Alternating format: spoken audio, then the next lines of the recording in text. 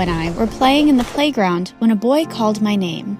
"Hey, Dami, you act so tough. Let's see if you can climb this tree before me." "Bet you can't." "Oh yeah? I am Dami, the Nigerian nightmare. Watch me." "Yeah, come on, Dami, show him what you got. But if she climbs before you, you owe $5. Got it?" "Deal."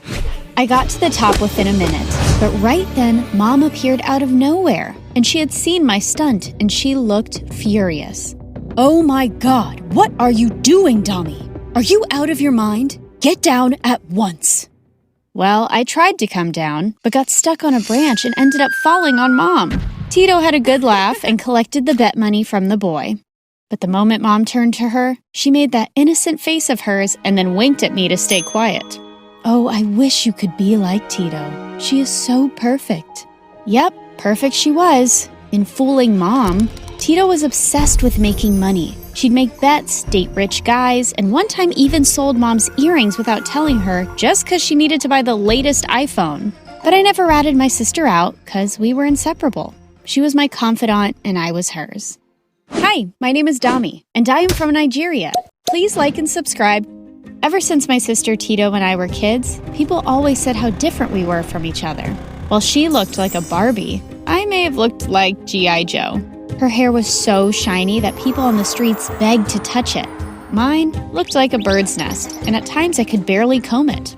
However, the most important difference, according to Mom, was that Tito was perfect and I wasn't. My Tito would be the perfect bride. Any man to marry her would be so lucky. A rich one. Mom, I want a rich one, please.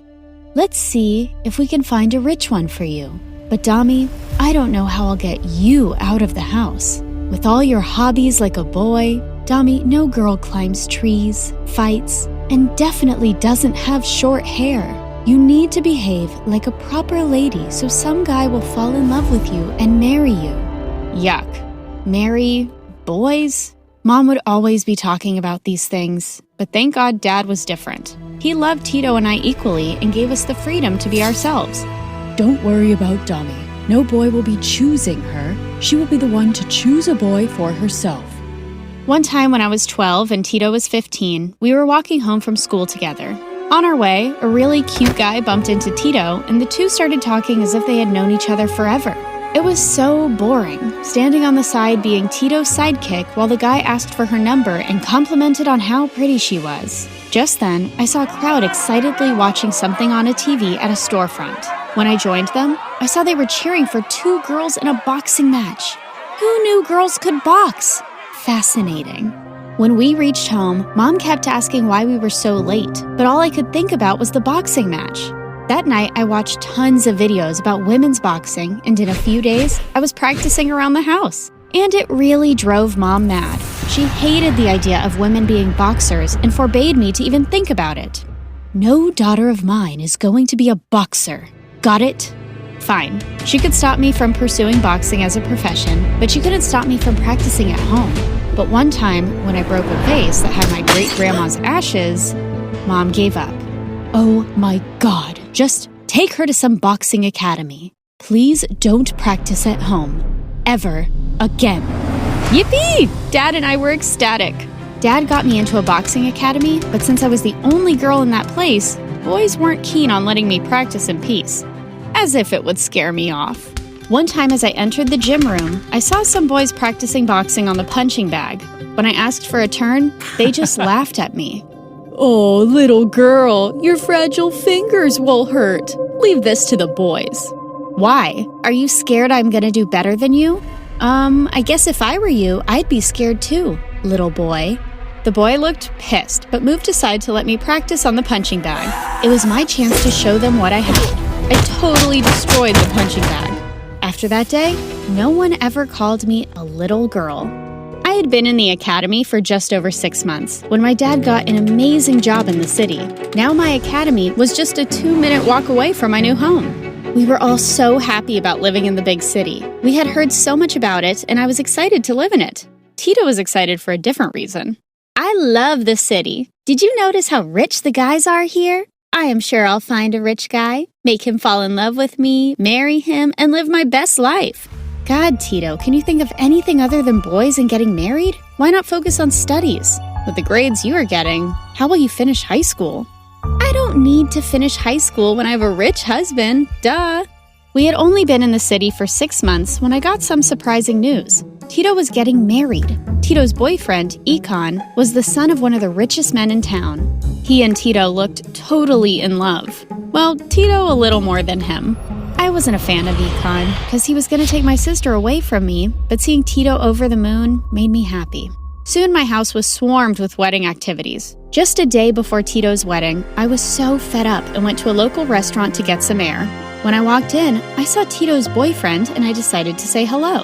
As I got closer, a girl passed me by and hugged Econ. And then they both kissed. What the heck? This dude was cheating on my sister. I so wanted to punch him, but the moment he saw me, he smirked. The audacity! Gonna tell your sister I'm cheating on her? Yes, and she is so gonna dump your sorry butt, you cheater. Oh, please. Your sister is so in love with me, she won't believe you. Get used to it. We are going to be in-laws, at least temporarily. I just need to marry a girl of my dad's choice to access my trust fund, and then I'll be free. You know, I can pay you for keeping your mouth shut for a while. I saw red hearing his words and gave him a much-deserved punch before leaving. At home, I tried to tell Tito the truth, but she didn't believe me and told me to keep my mouth shut. One word and I swear I'm gonna stop you from becoming a stupid boxer. Got it? You know how much she adores me. She'll listen to me. But Tito, zip it, Dami, and let me get my beauty sleep. Ugh! I went to my room and I was so mad Tito was acting like a fool. The next day, Tito was dressed in all white, and as she started to say her vows, I just couldn't keep my calm and stood up. This marriage is a scam. He has a girlfriend and he is marrying my sister just to access his trust funds. Tito, this worm is cheating on you. Dami, stop it. Shut up. You have no proof. Yeah, I have. That black eye I gave you yesterday, but I think you need another one too. Before I could get a hold of Econ, he turned and ended up falling into the huge wedding cake. The wedding was a mess. Tito crying, Mom screaming, Dad angry, and all the guests running out of the hall. But at least my sister dodged the bullet that was her cheating groom-to-be. I knew Tito was upset, and I needed to talk to her. But just as I went to her room, she pushed me out. You ruined everything. You ruined my big day. I hate you, Dami. I'll hate you forever. At home, I thought Mom would blow up, but to my surprise, for the first time in forever, she hugged me and thanked me for saving Tito from that cheating jerk. But Tito is so angry at me, Mom. Don't worry, she'll be fine. Give her some time. Days passed, but Tito wasn't ready to forgive me. Every time she'd see my face, she'd walk in the opposite direction. It was like she hated me with every fiber of her being. I had to ignore her. So I focused hard on my dream, and one day, I saw a poster for a boxing tryout. The winner had the opportunity to represent the country in an annual global competition. I submitted the form and got a positive reply. I was ecstatic. But on the day of the tryouts, something unbelievable happened. I woke up to the sound of my mom crying like a banshee, and then she fainted. I had no idea what had happened, but when I saw a picture of Tito on her phone with that cheating jerk Econ, I knew what had happened. Tito had run away and married that butthead. By the time Mom was conscious, I knew the bus for the tryouts had already left. My chance had been blown. I was sad for days, for both missing the tryouts and the fact that Tito got married to that cheat. Wow, life was a topsy-turvy ride, but I pulled myself together and applied again the next year. Like before, I got selected and represented my country on a huge platform, and in the end, returned home with a gold medal. You have made us so proud. I always thought Tito will.